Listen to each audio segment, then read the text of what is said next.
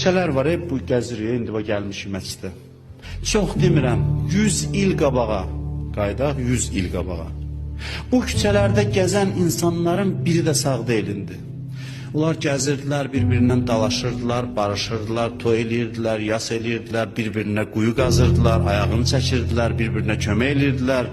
İnsanlar idi yaşayırdı. Yüzcə il keçib, heç bir o insanlardan yoxdur, təzə insanlar. İndi həmin küçələrdə adamlar gəzir. 100 il keçəndə bax burada oturanlardan heç kəs olmayacaq. Bax dünya budur.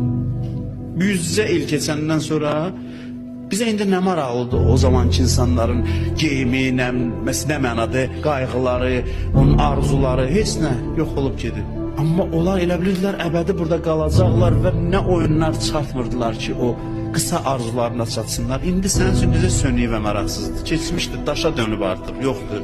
Onun sevinci də maraqsızdır, kədəri də. Nisbi məsələlərdir.